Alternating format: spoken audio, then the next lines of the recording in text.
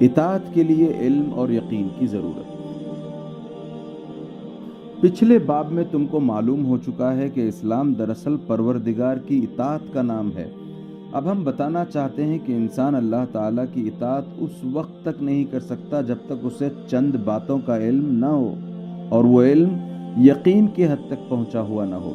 سب سے پہلے تو انسان کو خدا کی ہستی کا پورا یقین ہونا چاہیے، کیونکہ اگر اسے یہی یقین نہ ہو کہ خدا ہے تو اس کی وہ اطاعت کیسے کرے گا؟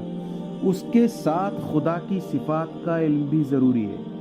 جس شخص کو یہ معلوم نہ ہو کہ خدا ایک ہے اور خدائی میں کوئی شریک نہیں، وہ دوسروں کے سامنے سر جھکانے اور ہاتھ پھیلانے سے کیوں کر بچ سکتا ہے؟ جس شخص کو اس بات کا یقین نہ ہو کہ خدا سب کچھ دیکھنے اور سننے والا ہے اور ہر چیز کی خبر رکھتا ہے، وہ اپنے آپ کو خدا کی نافرمانی سے کیسے روک سکتا ہے؟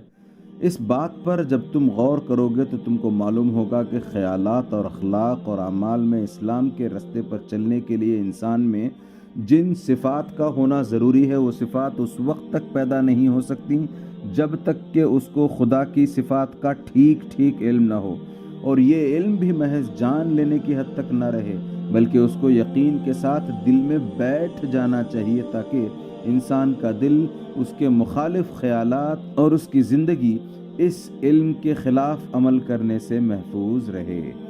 اس کے بعد انسان کو یہ بھی معلوم ہونا چاہیے کہ خدا کی مرضی کے مطابق زندگی بسر کرنے کا صحیح طریقہ کیا ہے، کس بات کو خدا پسند کرتا ہے تاکہ اسے اختیار کیا جائے، اور کس بات کو خدا ناپسند کرتا ہے تاکہ اس سے پرہیز کیا جائے۔ اس غرض کے لیے ضروری ہے کہ انسان کو خدائی قانون اور خدائی ضابطے سے پوری واقفیت ہو، اس کے متعلق وہ پورا یقین رکھتا ہو کہ یہی خدائی قانون اور خدائی ضابطہ ہے، اور اس کی پیروی سے خدا کی خوشنودی حاصل ہو سکتی ہے، کیونکہ اگر اس کو سرے سے علم ہی نہ ہو تو وہ اطاعت کس چیز کی کرے گا؟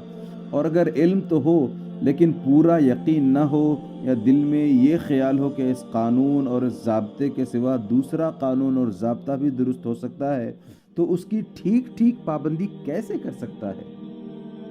پھر انسان کو یہ بھی معلوم ہونا چاہیے کہ خدا کی مرضی کے خلاف چلنے اور اس کے پسند کیے ہوئے ضابطے کی اطاعت نہ کرنے کا انجام کیا ہے، اور اس کی فرما برداری کرنے کا انعام کیا ہے۔ اس غرض کے لیے ضروری ہے کہ اسے آخرت کی زندگی کا، خدا کی عدالت میں پیش ہونے کا، نافرمانی کی سزا پانے کا اور فرما برداری پر انعام پانے کا پورا علم اور یقین ہو۔ جو شخص آخرت کی زندگی سے ناواقف ہے، وہ اطاعت اور نافرمانی دونوں کو بے نتیجہ سمجھتا ہے۔ اس کا خیال تو یہ ہے کہ آخر میں اطاعت کرنے والا اور نہ کرنے والا دونوں برابر ہی رہیں گے، کیونکہ دونوں خاک ہو جائیں گے۔ پھر اس سے کیوں کر امید کی جا سکتی ہے کہ وہ اطاعت کی پابندیاں اور تکلیفیں برداشت کرنا قبول کرے گا اور ان گناہوں سے پرہیز کرے گا جن سے اس دنیا میں کوئی نقصان پہنچنے کا اس کو اندیشہ نہیں ہے؟ ایسے عقیدے کے ساتھ انسان خدائی قانون کا کبھی مطیع نہیں ہو سکتا۔ اسی طرح وہ شخص بھی اطاعت میں ثابت قدم نہیں ہو سکتا جسے آخرت کی زندگی اور خدائی عدالت کی پیشی کا علم تو ہے مگر یقین نہیں، اس لیے کہ شک اور تردد کے ساتھ انسان کسی بات پر جم نہیں سکتا۔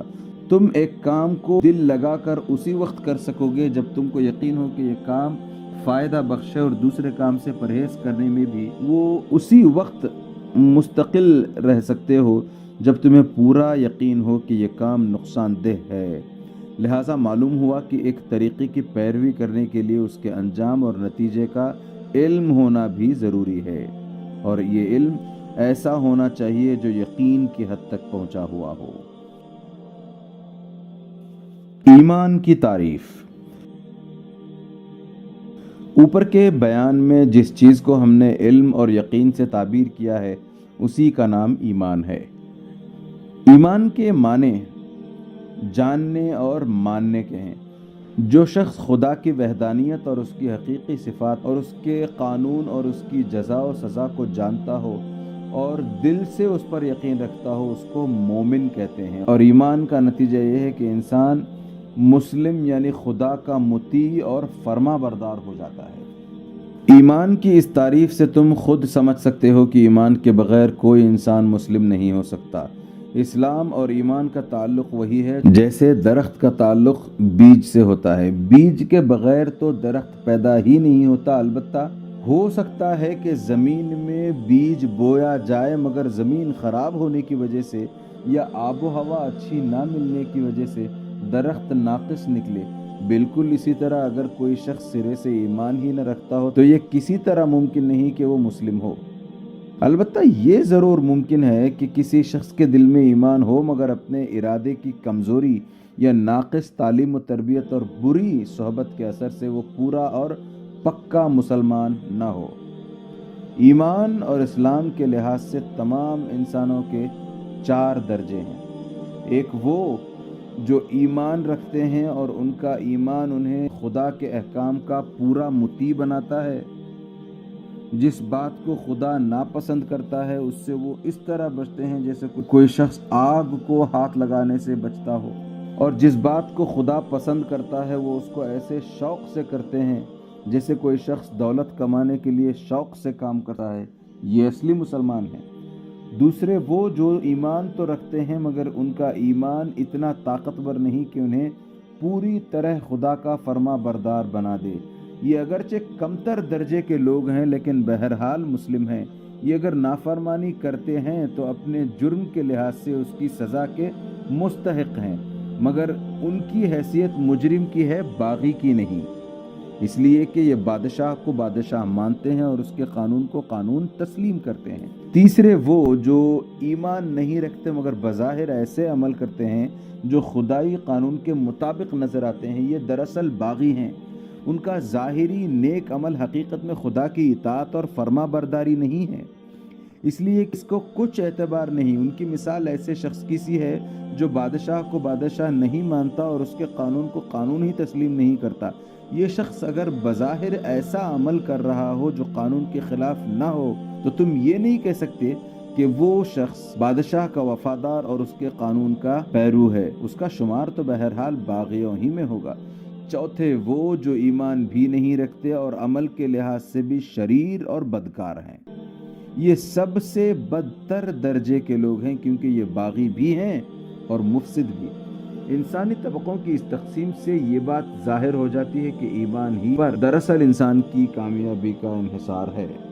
اسلام خواہ وہ کامل ہو یا ناقص صرف ایمان کے بیج سے پیدا ہوتا ہے۔ جہاں ایمان نہ ہوگا وہاں ایمان کی جگہ کفر ہوگا، جس کے دوسرے معنی خدا سے بغاوت کے ہیں، خواہ وہ بدتر درجے کی بغاوت ہو یا کمتر درجے کی۔ علم حاصل ہونے کے ذریعے اطاعت کے لیے ایمان کی ضرورت تو معلوم ہو گئی۔ اب سوال یہ ہے کہ خدا کی صفات اور اس کے پسندیدہ قانون اور آخرت کی زندگی کے متعلق صحیح علم جس پر یقین کیا جا سکے کس ذریعے سے حاصل ہو سکتا ہے؟ پہلے ہم بیان کر چکے ہیں کہ کائنات میں ہر طرف خدا کی کاریگری کے آثار پھیلے ہوئے ہیں جو اس بات پر گواہی دے رہے ہیں کہ اس کارخانے کو ایک ہی کاریگر نے بنایا ہے اور وہی اس کو چلا رہا ہے۔ ان آثار میں اللہ تعالیٰ کی تمام صفات کے جلوے نظر آتے ہیں، اس کی حکمت، اس کا علم، اس کی قدرت، اس کا رحم، اس کی پروردگاری، اس کا قہر۔ الغرض کون سی صفت ہے جس کی شان اس کے کاموں میں نمایاں نہیں ہے؟ مگر انسان کی عقل اور اس کی قابلیت نے ان چیزوں کو دیکھنے اور سمجھنے میں اکثر غلطی کی ہے۔ یہ سب آثار آنکھوں کے سامنے موجود ہیں اور ان کے باوجود کسی نے کہا خدا 2 ہیں اور کسی نے کہا خدا 3 ہیں، کسی نے بے شمار خدا مان لیے، کسی نے خدائی کے ٹکڑے ٹکڑے کر دیے اور کہا ایک بارش کا خدا ہے، ایک ہوا کا خدا ہے، ایک آگ کا خدا ہے۔ الغرض ایک قوت کے الگ الگ خدا ہیں اور ایک خدا ان سب کا سردار ہے۔ اس طرح خدا کی صفات کو سمجھنے میں لوگوں کی عقل نے بہت دھوکے کھائے ہیں جن کی تفصیل کا یہاں موقع نہیں۔ آخرت کی زندگی کے متعلق بھی لوگوں نے بہت سے غلط خیالات قائم کیے ہیں۔ کسی نے کہا کہ انسان مر کر مٹی ہو جائے گا، پھر اس کے بعد کوئی زندگی نہیں۔ کسی نے کہا کہ انسان بار بار اسی دنیا میں جنم لے گا اور اپنے اعمال کی سزا یا جزا پائے گا۔ خدا کی مرضی کے مطابق زندگی بسر کرنے کے لیے قانون کی پابندی ضروری ہے۔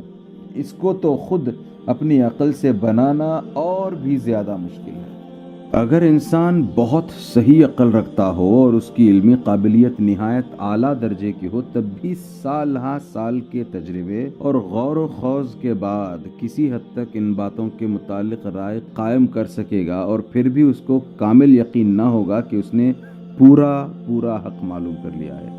اگرچہ علم اور عقل کا پورا امتحان تو اسی طرح ہو سکتا تھا کہ انسان کو بغیر کسی ہدایت کے چھوڑ دیا جاتا، پھر جو لوگ اپنی کوشش اور قابلیت سے حق اور صداقت تک پہنچ جاتے وہی کامیاب ہوتے، اور جو نہ پہنچتے وہ ناکام رہتے۔ لیکن اللہ تعالیٰ نے اپنے بندوں کو ایسے سخت امتحان میں نہیں ڈالا۔ اس نے اپنی مہربانی سے خود انسانوں ہی میں سے ایسے انسان پیدا کیے جن کو اپنی صفات کا صحیح علم دیا، اور وہ طریقہ بھی بتایا جس سے انسان دنیا میں خدا کی مرضی کے مطابق زندگی بسر کر سکتا ہے۔ آخرت کی زندگی کے متعلق بھی صحیح واقفیت بخشی اور ان کی ہدایت کی کہ دوسرے انسانوں کو یہ علم پہنچا دیں۔ یہ اللہ کے پیغمبر ہیں۔ جس ذریعے سے خدا نے ان کو علم دیا ہے اس کا نام وحی ہے، اور جس کتاب میں ان کو یہ علم دیا ہے اس کو اللہ کی کتاب اور اللہ کا کلام کہتے ہیں۔ اب انسان کی عقل اور اس کی قابلیت کا امتحان اس میں ہے کہ وہ پیغمبر کی پاک زندگی کو دیکھے اور اس کی اعلیٰ تعلیم پر غور کرنے کے بعد اس پر ایمان لاتا ہے یا نہیں۔ اگر وہ حق شناس اور حق پرست ہے تو سچی بات اور سچے انسان کی تعلیم کو مان لے گا اور امتحان میں کامیاب ہو جائے گا، اور اگر اس نے نہ مانا تو انکار کے معنی یہی ہوں گے کہ اس نے حق اور صداقت کو قبول کرنے اور سمجھنے کی صلاحیت کھو دی ہے۔ یہ انکار اس کو امتحان میں ناکام کر دے گا، اور خدا اور اس کے قانون اور آخرت کی زندگی کے متعلق وہ کبھی کوئی صحیح علم حاصل نہ کر سکے گا۔ ایمان بالغیب۔ دیکھو، جب تم کو کسی چیز کا علم حاصل نہیں ہوتا تو علم رکھنے والے کو تلاش کرتے ہو اور اس کی ہدایت پر عمل کرتے ہو۔ تم بیمار ہوتے ہو تو خود علاج نہیں کر لیتے بلکہ ڈاکٹر کے پاس جاتے ہو۔ ڈاکٹر کا سند یافتہ ہونا، اس کا تجربہ کار ہونا، اس کے ہاتھ سے بہت سے مریضوں کا شفا یاب ہونا، یہ ایسی باتیں ہیں جن کی وجہ سے تم ایمان لے آتے ہو کہ تمہارے علاج کے لیے جس لیاقت کی ضرورت ہے وہ اس ڈاکٹر میں موجود ہے۔ اسی ایمان کی بنا پر وہ جس دوا کو جس طریقے سے استعمال کرنے کی ہدایت کرتا ہے اس کو تم استعمال کرتے ہو، اور جس چیز سے پرہیز کا حکم کرتا ہے اس سے پرہیز کرتے ہو۔ اسی طرح قانون کے معاملے میں تم وکیل پر ایمان لاتے ہو اور اس کی اطاعت کرتے ہو، تعلیم کے مسئلے میں استاد پر ایمان لاتے ہو اور وہ جو کچھ تمہیں بتاتا ہے اس کو مانتے چلے جاتے ہو۔ تمہیں کہیں جانا ہو اور راستہ معلوم نہ ہو تو کسی واقف کار پر ایمان لاتے ہو، جو راستہ وہ تمہیں بتاتا ہے اسی پر چلتے ہو۔ الغرض دنیا کے ہر معاملے میں تم کو واقفیت اور علم حاصل کرنے کے لیے کسی جاننے والے آدمی پر ایمان لانا پڑتا ہے اور اس کی اطاعت کرنے پر تم مجبور ہوتے ہو۔ اسی کا نام ایمان بالغیب ہے۔ ایمان بالغیب کے معنی یہ ہیں کہ جو کچھ تم کو معلوم نہیں اس کا علم جاننے والے سے حاصل کرو اور اس پر یقین کر لو۔ خداوند تعالیٰ کی ذات و صفات سے تم واقف نہیں ہو۔ تم کو یہ بھی معلوم نہیں کہ اس کے فرشتے اس کے حکم کے ماتحت تمام عالم کا کام کر رہے ہیں اور تم کو ہر طرف سے گھیرے ہوئے ہیں۔